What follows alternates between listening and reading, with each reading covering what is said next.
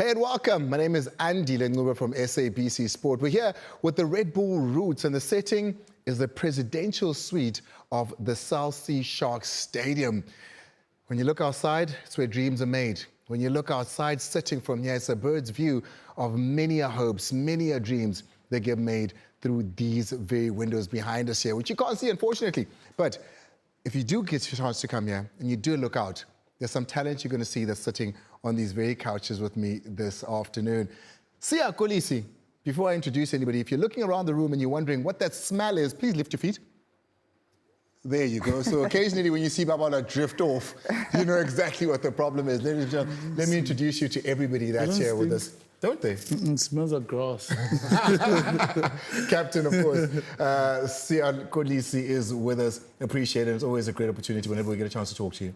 Always great to see you too, Buddha. It's always great. And of course, to his left as well is Skhumbuzo Noche. Skhumbuzo, a man that doesn't talk much, said today we're going to be getting so much out of. According great to to have who? You.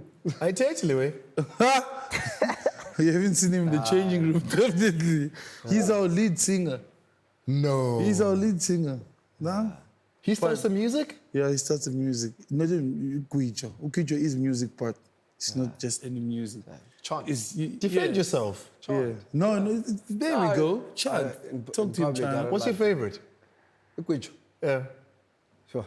When utulele, utulele ni mawande.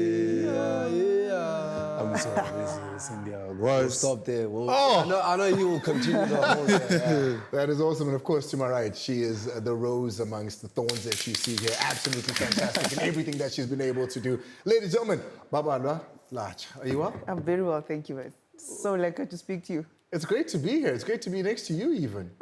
So when the boys, they do the singing, do you guys do the same? It's actually exactly the same. If anything, Usia has said that, but we inspire him so much when we do Ikwijolate. You know, it's in our blood, man. Yeah. It's in our blood, yeah. They do the best. The women's team. He said it himself. Too much. He said it himself. Too much. Oh, man. When high pitch, low pitch. Yongi, Natina. It's all the same. It's all the same beat. But they really good. But and like for them, they inspire me a lot because I think they don't get looked after properly. And well, it's not just rugby. Women in sport in general, it's not fair. And I think it's something that we as men need to speak out about a bit more and encourage people to watch the games. First of all, we need to go watch the games and show people that we are there because that's how things are going to change. Speaking of things changing, speaking of inspiration, it's a huge part of why we're here today. Because what we saw happen here through the CF Foundation and, of course, Redbull, with all the kids that came from all over KZN, to come here and see something different. And it took me back because I grew up in the KZN. I grew up Kwamashuela Monti, and I was saying a little bit earlier, the first time I ever saw a rugby ball or a rugby game being played, I was 12 years old, and it was 1995, it was a World Cup. So many of these kids come here never having seen this ball before, never even knowing that there's something that exists. This is an opportunity that not even of a lifetime, but something that is unfounded to them. And it's a story that many of us share here. But the one thing the three of you have in common is the fact that you're from the Eastern Cape. How different is the Eastern Cape to KZN when you look at the tradition of rugby? I think, it's rich, where we come from in the Eastern Cape. Money. No, not in money-wise. I'm just... Not in money-wise. You know, most rugby players, you go around and you ask, you know, black, white, you know, your Keegan Daniels, your Kankos. You ask a lot of guys, where do you come from? I hails from the Eastern Cape, you know, and, you know, when we've probably have a lot of talent, but the sad part of it is not keeping it in the EC, you know, because there's less opportunities and you'll see them in Cape Town, in Durban, in the big cities, you know, so that's the downfall of it. But yeah, there's a lot of talent out there. Compared to now where we are, Durban, I mean, you drive around Umlazi, you drive around Gomash, you're not going to see kids playing touch. Yeah, no, it's because the Eastern Cape, like my grandfather played, and I think his dad played. So there's generational people like black people of playing rugby. So it's there. It's like soccer in other provinces, you know, and we have both. And the thing is that people love it there, and it's continued over and over, but it's dying out a bit now because the junior levels are not there anymore because there's no investment. Any sport needs investment, you know, so, and resources and making sure that you maintain the field. Now all the fields are broken down because they haven't been looked after. And that is one of the goals that's why we're here today, because that needs to be fixed. The next rugby routes, we need to go and do it in the township because there's a field. You know what I mean? It can't be taking, that's the whole thing. You can't take people to resources. Take the resources to people because that people want to be in their own environment, and you also want to be proud of where you're coming from, and you want to welcome people in your environment. And it's hard to come in the suburb school, you know, and learn a new language and all of this kind of stuff. You know, things you know all too well about. 100%. And that's why I'm saying I don't want more Siya Kolisis or Sikhumbuzo Nache. We want a different narrative for the next generation, that they had a choice. They could choose either to stay in the township or go to the suburbs. Because at the moment, we have to go there to make it. And that's a tough one. But now, imagine all of that, and you're a woman, which is why I was so excited out there at the number of young girls that we saw. And that's not possible without Ebabalo Lacha being available. Yeah, I think it's actually 10 times worse in being a black woman in South Africa, be it in the sporting realm or elsewhere. That's the reality. But I think it's so important that with programs like these, we change that narrative. Like Siya said, we allow ourselves to be visible, you know, so that we can instill a sense of hope in these young women, in that, in fact, yes, it's hard, but here's a pathway. Here's an opportunity, and literally opening doors for these young women, whether it be through rugby or otherwise. And rugby has been the biggest vehicle of change in my life, because it's been tough, you know. In as much as my roots are in the Eastern Cape, I've grown up in Khayelitsha, which is a township in Cape Town, you know, with astonishing crime stats. You know, and it needn't be that way for the next generation of women in our country. And, you know, it really hits home to me, which is why I always advocate for the fact that, look, you know, we can take a different route. You know, we can avail ourselves. We can plow back, you know. And I saw outside there earlier, you know, how these young people interact with us. You know, they get to see you know, a tangible realization of dreams. You know, it's not just a story that they hear on television. It's real. So it's living proof that, look, here's a Siya Kolisi who hails from Ezwide. Here's a Ebabalo Lacha from the townships, but, you know, they've managed to make it this far. Therefore, I too can do it. So it's living proof that it's possible for women, for men, for young people in this country to also change our country altogether. But Pablo, I'm more interested in your story. When do you get a ball for the first time in your hand? I laugh because I was 21 years old. What? I was 21 years old. I had no idea that women played rugby at all. And I'm almost ashamed to admit that now, in hindsight, now that I know better. No, you needn't be, because you can't know what is not exposed to you. When we grew up in the townships, we don't know that there are houses that are double stories. There's like, you can actually go upstairs because you've never seen it before. But until somebody shows you something, somebody opens a door, somebody educates you, you don't know. And there's nothing to be ashamed of that. So, yeah, that was then. And it was so astonishing to me. I was amazed, really. I was like, hey, rugby, it's interesting to me, but it's rough at the same time. Do I take it up? Do I not? And then I was like, you know what, let me try this. And I tried it and changed my life just like that. That is amazing. That is absolutely amazing. But it confirms and speaks to who you are as a young black child in this country growing up. When I was looking at them now, you know, they're so excited. They're exposed to something new, and you could see some really took to it like, you know, ducks to water. They're in there. They're really enjoying this thing. This is their first ball in their hands too. Yours? Sikhumbuzo? Your first ball? I was sort of like fortunate because I grew up in a rugby family. You know, the only thing that I knew was go watch dad or watch my uncles or cousins and my brother club rugby. So, and the only time that we actually watched TV or Super Rugby, it was open time. And it was like 5 o'clock and then No, it ended. Then it used to like... It's a different caliber. Then it, 5 o'clock, 5 o'clock. That's actually one game that you'd watch because we didn't have DSTV. So then if you had DSTV, fortunate, then you watch from New Zealand games, time zones from 8 o'clock and everything like that. And then now open time, 5 o'clock, that's South African. What was it, an hour? Yeah, it was yeah. 5 from till 5 o'clock 6, to yeah? 7. To 7, so 2 hours, 2 yeah. hours. And then, but the funny thing was, when it goes off, it goes and then it's gone. No, but what they would do is There's no sometimes they'd warning. leave it for like 2 extra minutes and you'd be like, oh! And it's gone. No but wonder. besides that, it was club rugby for me. So if I was just associated with the club, if it's in Cape Town, if it's playing to Paul, then we all jump in a bus, Golden Arrow, gone. That was my weekends. My weekends were rugby. You know what I mean? And I was fortunate like that to grow up like that.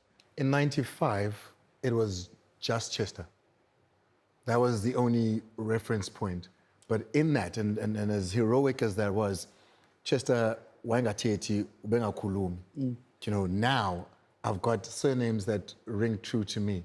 I've got Kolisi, which I know because kukho Kolisi apha estrateni, ndihlala naye Kolisi, kukho Ulacha, kukho Noche, surnames that I know. And that's what you've become. You become the reference point to say, it can be done. You become that tangible person. But there's girls out there, there were girls here who, you know, I still want to be a girl. And they're like, can I do this and still be able to be a girl? You know, rugby doesn't have a gender, in a sense that literally anyone can play rugby. And what defines me as a woman or anything other than that has got nothing to do with what I do. It's innate, it's within me.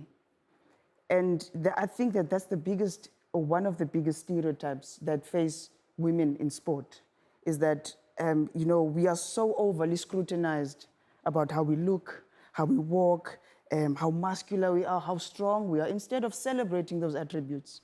That I can be a big and strong and masculine woman and still be true to that, true to my womanhood. Or I can be a relatively feminine, whatever that may mean, soft and girly girl, but be a beast on the field. That too should and can be celebrated. So in essence, we are now being pushed in boxes that I will still want to be feminine, but I want to play rugby. Why can't you be feminine and play rugby? Yeah. Conversely, yes, I'm this muscular big woman and I play rugby.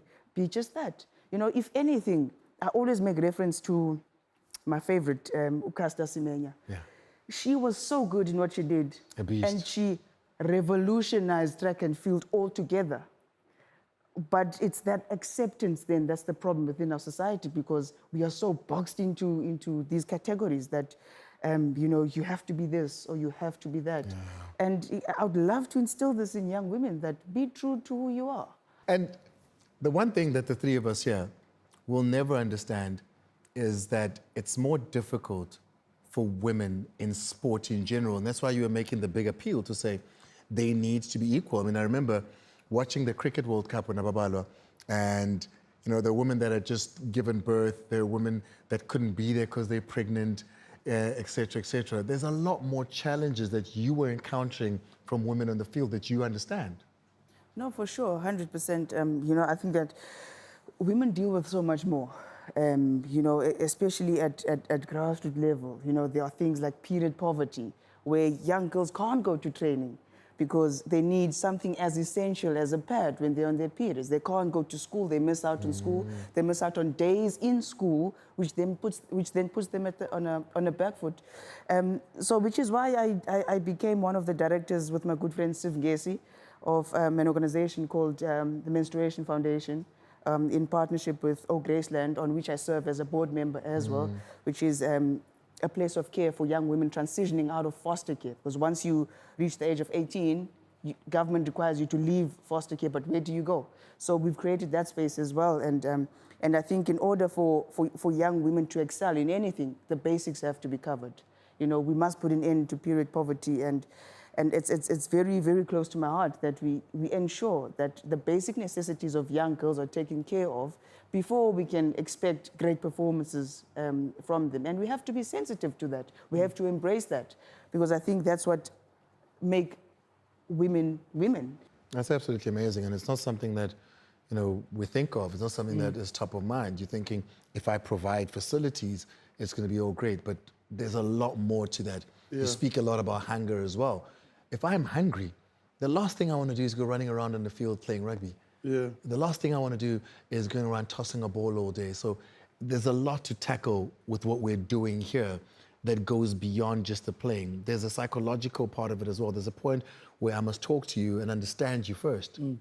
100%. That is the ultimate thing in everything. That's where we deal with so many problems in this world, because we talk to reply. We don't talk to listen and try and understand, you know? And we don't try and put ourselves in other people's shoes. And like, listen to Babala right now, like, I don't even think about those things that she's talking about. Like, why would I think if I'm going to watch a women's team, oh, maybe she can't play this month because she's pregnant? Because I always think this is what we do. Yeah. You know, we don't deal with this problem as men. And that's why platforms need to be created. And most women don't want to moan about stuff. They just deal with stuff on the side, you know. But we need to have this conversation up front and forward so that the people that are in charge of the sports can make these kind of changes that are needed, because we need to make sure that, you know, we all being looked after and equally. That's the only way that things can be right. You know, that's the only way we can be equal is everybody's winning. We all got to win. And like, we take so much for granted as men. You know, we take so much, we get so much, and like our lives are very easy compared to one woman. It's like I'm sitting here, I'm like, I complain about I don't want to go to training.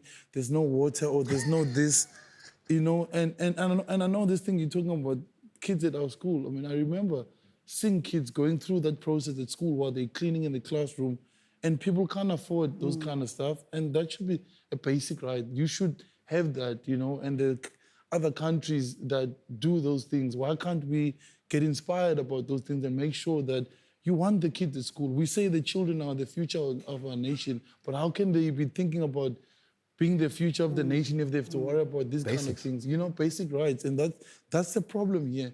We talk about mental health nowadays.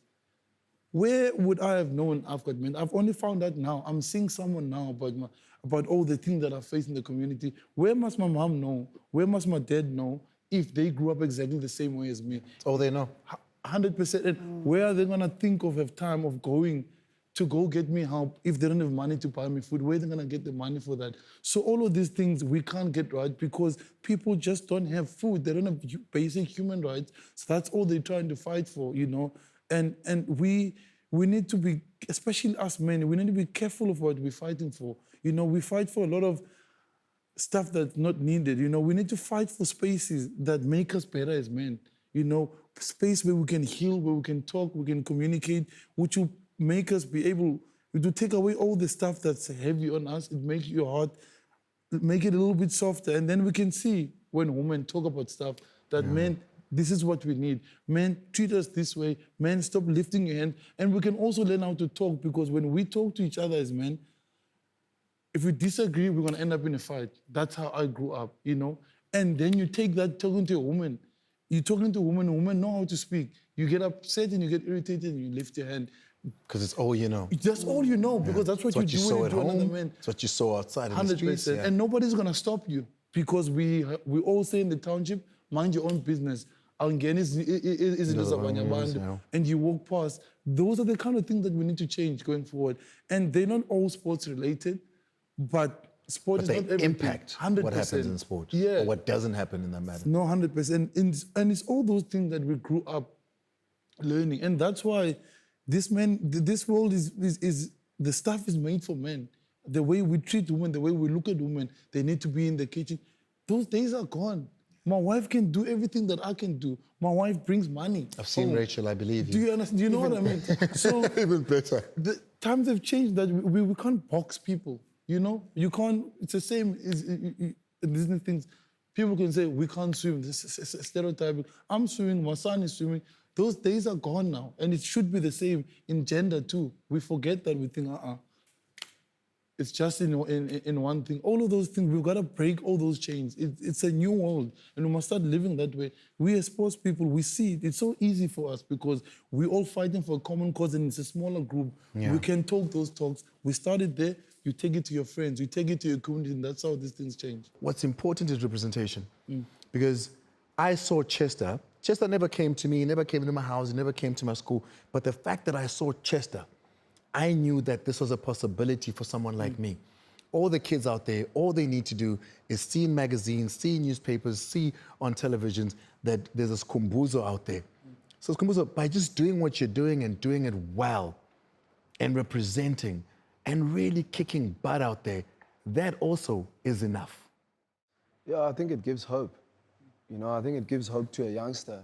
I think I mentioned it earlier on. I said, there's no doubt there is a rough diamond somewhere there. Yeah. You know, it just needs to be taken out and be identified, and then, you know, you roughen it and shine it and look after it and nurture it, you know, and give it everything that it needs, you know, the structures and, you know, the supplements and everything like that, and how we went about it. You know, I remember I was spotted at school, you know, went to a primary school in Nyanga East, and then from then onwards, you know, you get taught, you know, get put in a boarding house, and then my life just changed. Lights went on, you know. Couple of months, you're a bit sketchy. You're like, you want to go back. This is not for me. Speaking English all the time. This is not for me. You want to go back. Yes, but I think, you know, we give hope. You know what I mean? I said it that I was also one of those kids out there who, when, you know, our role models or heroes came and helped. Do you remember who came? We had the Stormers the one time, and they At were your just school?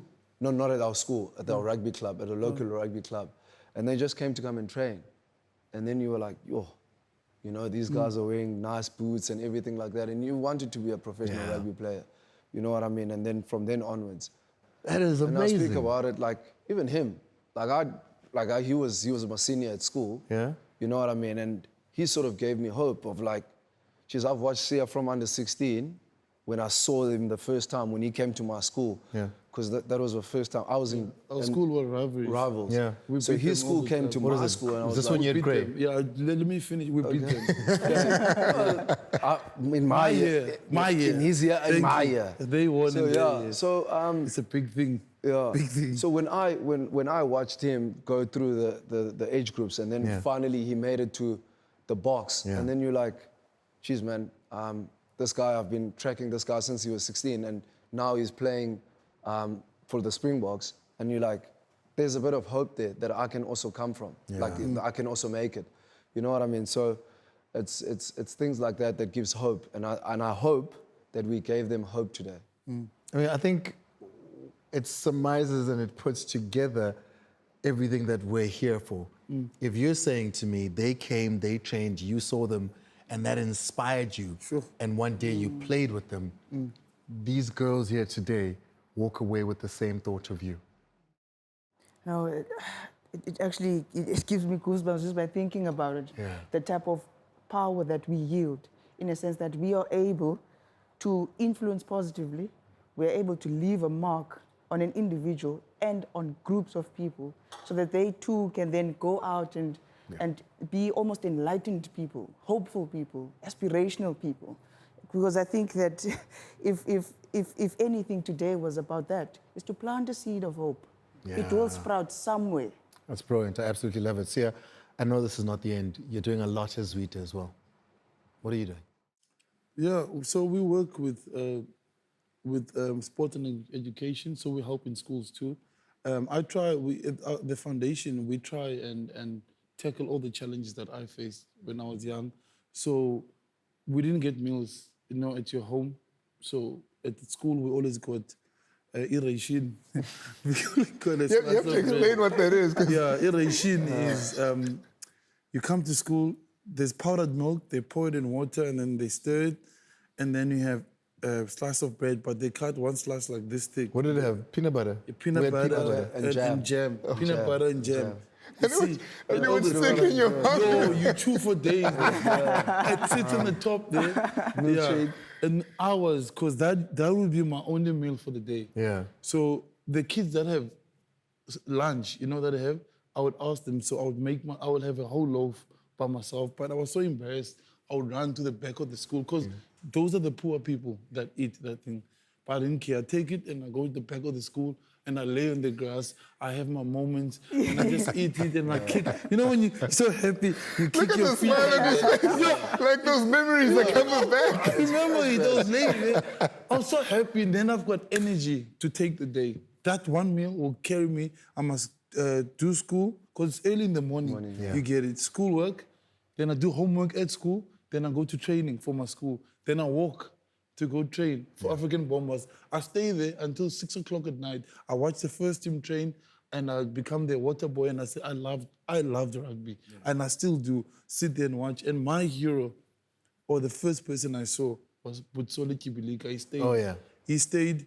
He went to school 3 houses away when I was still in the township, Msenge, Onjachambo. Then he went to go make it from the township, no scholarship, no bursary, from the township and become a Springbok. That, for me, like when I saw him playing for the Springbok team, like that it made me think that this is possible, you know, in light of that we're talking.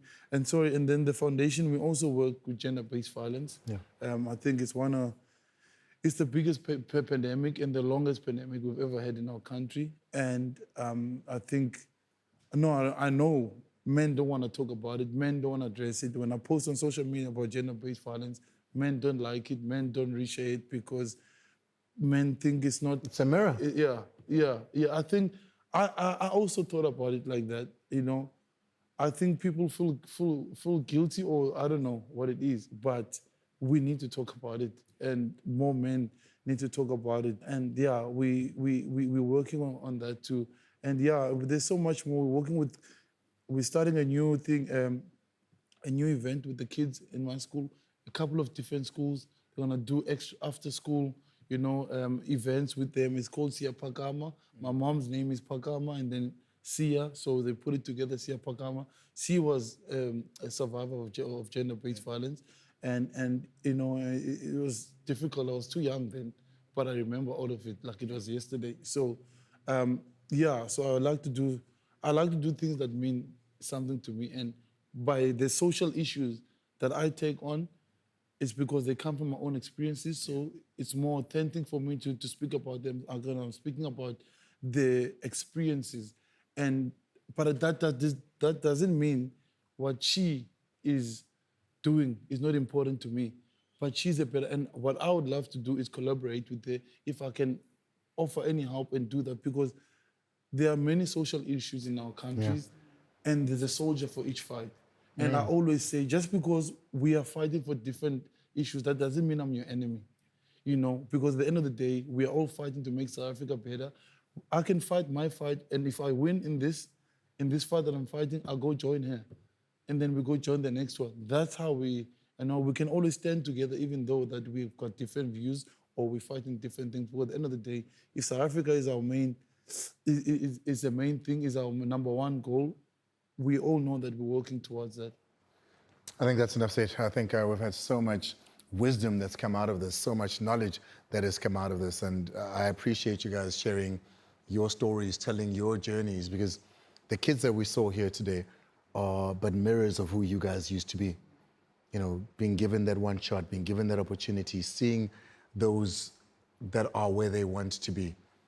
Giving of your time, it might be to you just a couple of hours, but to them it's something that could last a lifetime. And I appreciate that. Thank you so much for sharing, really do appreciate it. As I say goodbye, so that Pume see happy, you can just get in guy.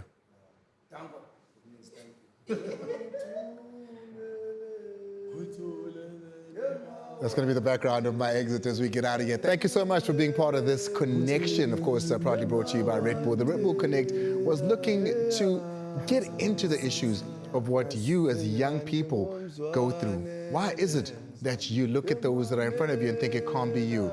Well, we're bringing the stars to you. They're telling their stories, and their story could be your story. Thank you so much to Sia, of course, Uskumbuza, as well as the beauty that is Usislacha. We got to get out of here. Thank you. This has been a great episode of Redbull Connect.